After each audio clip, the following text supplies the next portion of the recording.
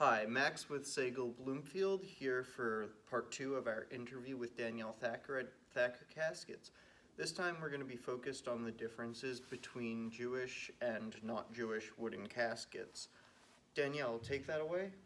Yeah, no problem. So there's a lot of features actually about the two different types of wooden caskets, Jewish and traditional caskets, that are very similar. Yet there's a lot of things that are very different as well. So one of the things that's very similar about them is that the stain, for example, can be done in the exact same way. So this one has more of a medium brown finish with a gloss on it. And this is, again, the Jewish casket.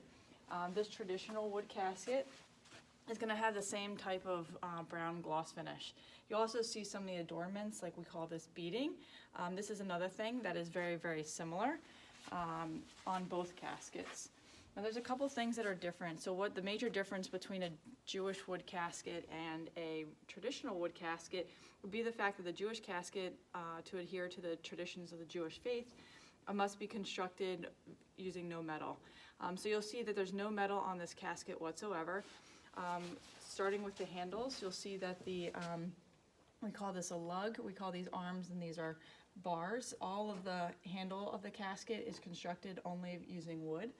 You will also see the locking of the casket is also using a small wooden dowel. There's no screws or nails in the casket, so you'll see here where there's a wooden dowel that's holding the assembly of the lid together, and also an arm brace that's made of wood as well on the casket that holds the lid up. Going over to the traditional wood casket, you will see here that there's metal here on the handle of it, the arms, and on also the tips. So there's some of the major differentiating factors, as well as the metal locking component. All right. And so I've noticed that this is a really nice casket, not the normal plain pine that Judaism mandates. But how is that reconciled with the call to austerity that the Jewish faith has for funerals? Sure. There's a couple different things I would say that would play into that. So you'll see on a traditional wood casket, this corner is a little bit more detailed, a little bit more extravagant, and you will see more simple, plain corner on many of the caskets constructed for the Jewish faith. One of the other things that you'll notice is that the beds of the caskets for the Jewish faith are actually made of straw. That casket straw is where the deceased lays, and you'll see that plays a component into it as well.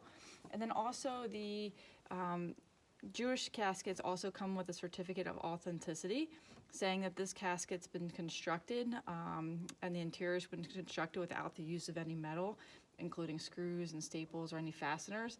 It'll also tell how you've incorporated wooden dowels and glue for much of the assembly of the casket. All right. Thank you for sharing. If anyone has any comments, questions, concerns, please leave them in the comment section below. I'll get to them as soon as possible. Also, like, share, follow, and subscribe to stay updated on the latest content from Sagal Bloomfield. Thank you.